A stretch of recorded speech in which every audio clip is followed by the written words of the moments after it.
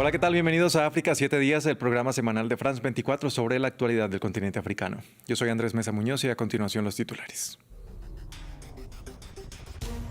Estados Unidos estableció de manera permanente su programa de fianzas para solicitar visas. De los 50 países en lista, 30 son de África y cuyos ciudadanos tendrán que pagar hasta $20,000 para poder acceder a este documento. Analizamos cómo se explica esta desproporción. Familiares de las personas que cruzaron desde Marruecos a Ceuta a finales de julio buscan a sus seres queridos desaparecidos. El gobierno de España confirmó que ya son más de 1.300 los menores no acompañados que están en la ciudad autónoma como producto de la crisis migratoria y el cruce masivo. Y siguen las alertas sobre el ébola en la República Democrática del Congo. El director de la OMS indica que el brote se está propagando a una velocidad sin precedentes y según UNICEF, los niños representan casi un tercio de las muertes reportadas por la enfermedad. Desde el pasado 3 de agosto, Estados Unidos instaló de forma permanente su programa de fianzas para visas de negocio y turismo y que afecta a unos 50 países, 30 de los cuales son africanos. Son, por ejemplo, Argelia, Túnez, Costa de Marfil, Nigeria, Cabo Verde, Botsuana y Tanzania, entre otros, y a cuyos ciudadanos se les puede exigir un depósito de hasta $20,000 para poder acceder a este documento, según lo determinen los funcionarios consulares. Dicho dinero solo será devuelto si se niega la solicitud de la visa o, en caso de aprobarse, el reembolso se hará cuando la persona haya viajado a Estados Unidos y el gobierno verifique que salió del país en el tiempo establecido y cumplió todas las normas. Según funcionarios, esta política busca reducir la permanencia ilegal en suelo estadounidense. Para profundizar en este tema, saludamos a esta hora en Madrid a Iván Martín. Él es Senior Fellow del Policy Center for the New South de Marruecos. Iván, bienvenido a France 24. ¿Por qué de los 50 países de esta lista de fianza, 30 son africanos? ¿Qué explica esta desproporción? Bueno, oficialmente la selección de países se basa en datos del Departamento de Seguridad Nacional de Estados Unidos sobre el porcentaje de ciudadanos extranjeros que entran en Estados Unidos y que se mantienen después de expirado su visado de forma irregular en territorio americano. Pero más allá de esto que no se puede comprobar porque no facilitan los datos en los que se basa la elaboración de esa lista, lo que sí es cierto es que, por ejemplo, entre los 19 países del mundo a los que Estados Unidos deniega cualquier visado, en los que hay una prohibición de otorgar visados, 12 son africanos también y por consiguiente está claro que Estados Unidos considera que los ciudadanos africanos tienen más posibilidades de mantenerse irregularmente después de expirado su visado. Iván, ¿estamos hablando de un riesgo real de inmigración irregular o de una percepción de riesgo asociada a determinadas nacionalidades? Bueno, estadísticamente los ciudadanos africanos tienen menor tasa de emigración que los de cualquier otra parte del mundo. El mundo ahora mismo tiene un 3,6% de tasa de migración sobre el total de la población y África subsahariana únicamente el 2,2-2,3%. Pero dicho eso, sí es verdad que, entre otras cosas, porque conseguir un visado siendo ciudadano africano es más difícil, los migrantes irregulares hay una mayor concentración entre ciudadanos africanos. De todas maneras, he de decir algo. Este nuevo sistema de fianzas para la concesión de visado no es automático, en el sentido en que los agentes consulares de Estados Unidos pueden adoptar esta medida o no. No es automática. Es decir, y así lo dice el texto de la legislación aprobada por la administración americana, que los agentes consulares podrán exigir la constitución de esta fianza o no, y en esa medida se basará siempre en una percepción de los agentes consulares sobre el riesgo de permanecer más allá de la validez del visado. Ahora hablemos del terreno. ¿Qué tan distintas son las realidades migratorias de los 54 países que conforman África? Ujú. África es un continente muy diverso. Yo creo que si hay que categorizar un poco los sistemas migratorios en cada uno de ellos, por un lado está África del Norte, desde Marruecos hasta Egipto, que son países con una tradición migratoria muy larga y muy sólida, donde en Túnez, en Argelia, en Marruecos, el 10% o más de la población ha emigrado, son migrantes que han emigrado sobre todo a Europa, pero no solo, también a Estados Unidos y a otras zonas del mundo.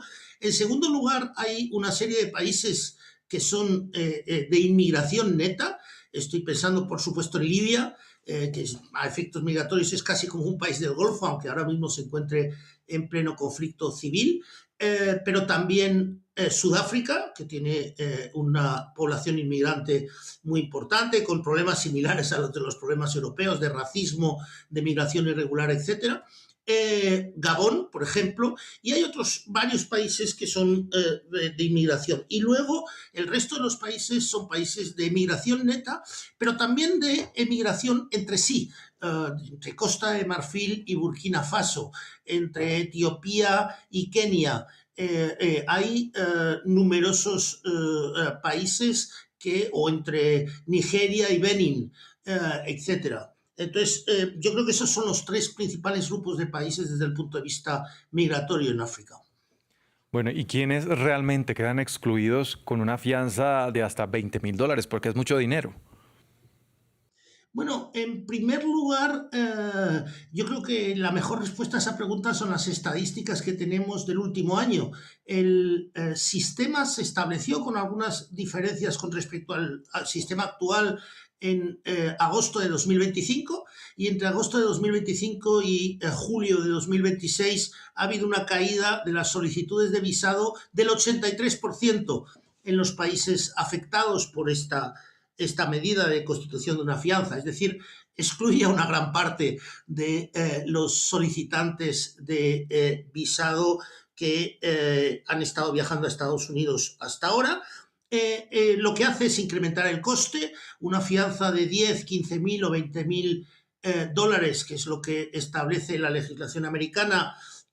Se puede ir a un banco y que el banco se constituya en garante a través del pago de una comisión, pero seguramente ningún banco lo va a hacer si no tiene conocimiento directo de la persona, el solicitante de visado, pero también seguramente una comisión de 800, 1.000, 1.200 dólares, con lo cual incrementa el coste.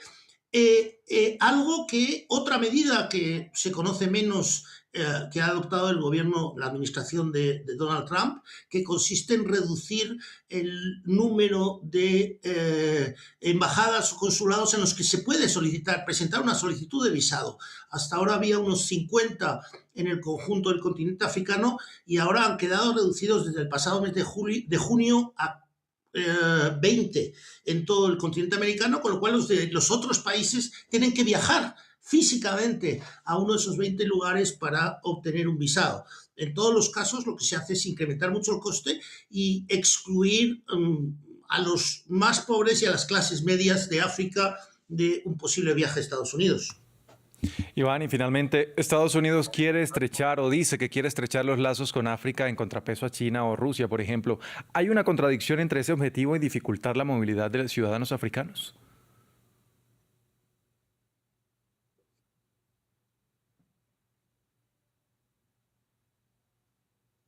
Hay una contradicción entre lo que ha declarado la administración Trump en relación, por ejemplo, a su interés en los minerales estratégicos de África y las medidas concretas que está adoptando. Este tema de la movilidad, pero la reducción de embajadores, por ejemplo, ha llamado a más de 40 embajadores en el continente africano en los últimos meses y ahora en esos países no hay embajadores norteamericanos, o la cancelación de la ayuda de USAID, que ha afectado sobre todo a África. Todo eso refleja efectivamente una contradicción patente con los intereses y las declaraciones estratégicas de la administración de Trump. Iván, muchas gracias por acompañarnos. Muy bien, pues muchas gracias a ustedes. Vamos ahora a Marruecos. Decenas de familias reportan que sus seres queridos se encuentran desaparecidos desde que intentaron o lograron cruzar hasta el enclave español de Ceuta. Algunos de ellos son niños y precisamente allí en el enclave español el gobierno habla de haber registrado más de 1.000 menores no acompañados, varios de los cuales busca trasladar a la península. En este punto fronterizo ubicado entre la ciudad marroquí de Castillejos y el enclave español de Ceuta, varias personas intentan saber qué pasó con sus seres queridos después de aquel 30 de julio, cuando decenas de miles cruzaron nadando a la ciudad española. Soy la madre de Eitan, tiene 23 años. No he tenido noticias suyas desde entonces. Lo vi en un video por Instagram, pero no he vuelto a saber nada de él. Varios de ellos son menores y, según sus padres, huyeron motivados por publicaciones en redes sociales que decían que Ceuta estaba abierta. Lo busqué en hospitales. Me dijeron que habían trasladado todos los cadáveres a la morgue de la ciudad de Tetuán. Cuando fui allí, me dijeron que no tenían a ningún niño con la descripción que di. Desde entonces, no sé dónde está mi hijo Mohamed ni dónde puede estar. Otros ya se pusieron en contacto con sus seres queridos.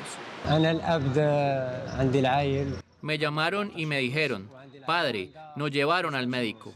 Luego me volvieron a llamar y me dijeron, estamos en un albergue y nos dan comida y ropa. Estos últimos hacen parte de los más de 1.000 menores no acompañados registrados por el gobierno español y que están siendo atendidos en centros de acogida.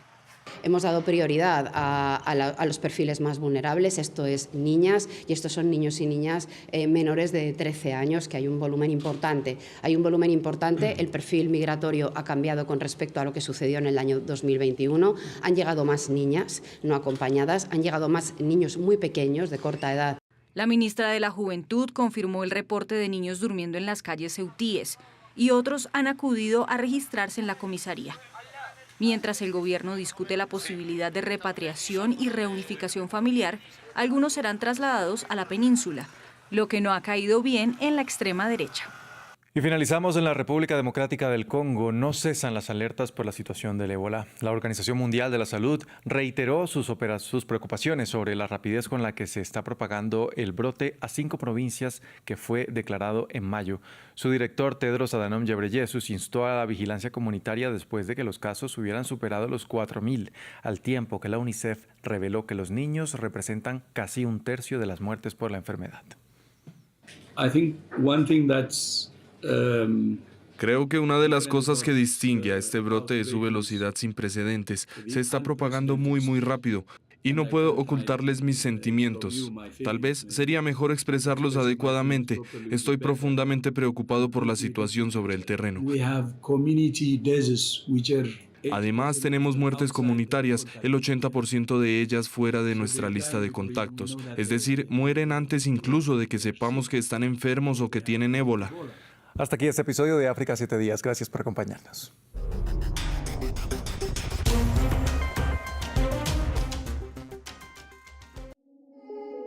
Es frágil, pero poderosa. Ganarla requiere honestidad, compromiso y una exigencia de independencia. Es piedra angular esencial de la democracia. Sin ella, la libertad de pensamiento es imposible. La confianza, la razón por la que existimos. France 24, liberté, égalité, actualité.